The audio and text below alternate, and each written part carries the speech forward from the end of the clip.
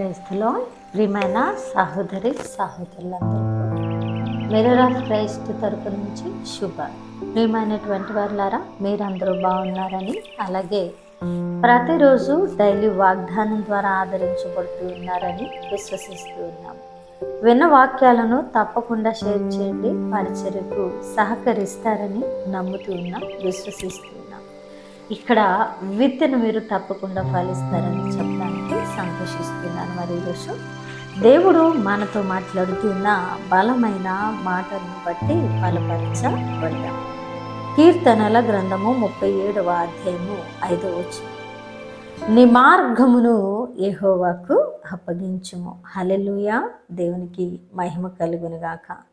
ప్రియ సహోదరి సహోదరుడా, ఈరోజు మన మార్గాలను ఆయనకు అప్పగించాలని, ఆయనకు అప్పగించిన మార్గాలలో మనకు క్షేమము, దీవెన, మనకు సమస్తము ఉన్నదని ఈరోజు దేవుడు అద్భుతమైన మాట ద్వారా మనతో మాట్లాడి మనల్ని బలపరుస్తూ ఉన్నారు.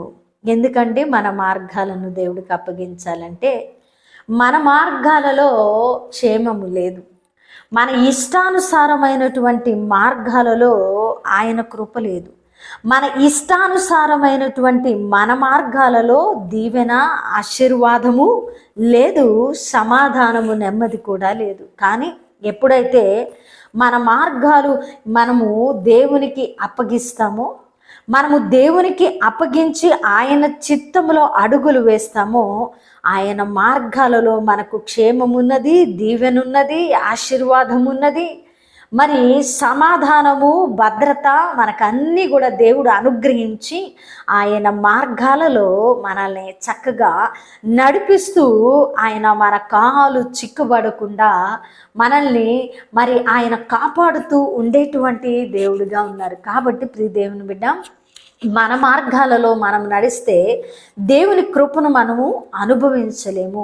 మన మార్గాలలో మనము నడిస్తే దేవుని యొక్క మరి ఆత్మీయ నడిపింపు మనకు ఉండదు. మన మార్గాలలో నడిస్తే దేవుడు మన కొరకు ఏమి సిద్ధపాటు చేశాడో వాటిని మనము పొందుకొనలేము, చూడలేము, మనము వాటి గుండా ప్రయాణము చేయలేము. ఎప్పుడైతే మన మార్గాలు దేవునికి అప్పగించి నడుస్తామో ఆయన మార్గాలలో మనకు సమస్తము కూడా అందుబాటులో ఉంటాయి. ఆయన మార్గాలలో మనం నడుస్తూ ఉన్నప్పుడు మనం విశ్వాసంలో బలపరచబడతాం. ఆయన మార్గంలో మనం నడుస్తూ ఉన్నప్పుడు మనము సమాధానపరచబడతాం. ఆయన మార్గాలలో మనం నడుస్తూ ఉన్నప్పుడు మన కోసం పరిచినటువంటి, మన కోసం సిద్ధపాటు చేసినటువంటి దీవెనలు, ఆశీర్వాదాలు సమయానుకూలంగా మన జీవితాలలోకి వస్తాయి.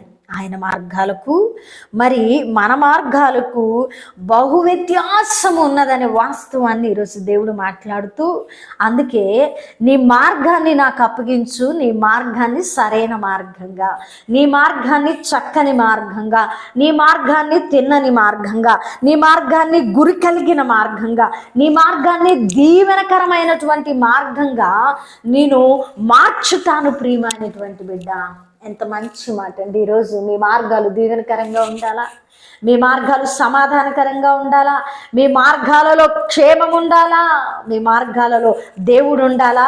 అయితే మీ మార్గాలను దేవునికి అప్పగించండి. దేవునికి అప్పగించిన మార్గాలలో మాత్రమే ఆయన యొక్క కృప, క్షేమము, భద్రత, దీవెన, ఆశీర్వాదాలు కుమ్మరించబడతాయి.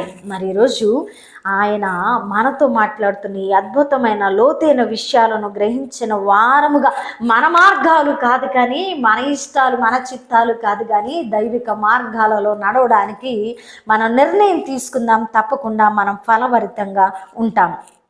కాబట్టి ప్రియ దేవుని బిడ్డ, ఈరోజు ఈ మాట ద్వారా దేవుడు మనల్ని బలపరిచి మన మార్గాలను ఆయనకి అప్పగించేలాగా మనకు సమాధానాన్ని అనుగ్రహించారని నేను నమ్ముతున్నాను. వినవాక్యము ఫలింపు కొరకు ప్రార్థన.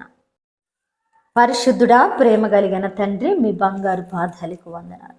అద్భుతమైన మాటల ద్వారా మాతో మాట్లాడి మా హృదయాలను కట్టి బలపరిచారు. అవును ప్రభా, మా మార్గాల్లో మేమే కాదు కానీ ప్రభా, మా మార్గాలను మీకు అప్పగించినప్పుడు ఆ మార్గాలు మీ మార్గాలుగా మారిపోయి మాకు దీవెనను, సమాధానమును, భద్రతను, క్షేమమును కుమ్మరిస్తాయని, మీ మార్గాలలో మాకు సమస్తము దాచిపెట్టి ఉంచబడి ఉన్నదని లోతైన విషయాలు మాట్లాడి మా హృదయాలను కట్టి మా మార్గాలను మీకు అప్పగించి నాయన తండ్రి బలాన్ని అనుగ్రహించినందుకు వందనాలు ప్రభువా అని ఎవరు ప్రార్థిస్తున్నారో వారి పట్ల ఈ వాగ్దానాన్ని నెరవేర్చండి. ఈ పరిచర్యకు సహకరించే ప్రతి చేతిని దీవించండి, మెండైన దీవెనలు కుమ్మరించండి, ఇంకా అనేకులను నడిపించండి ప్రభువా.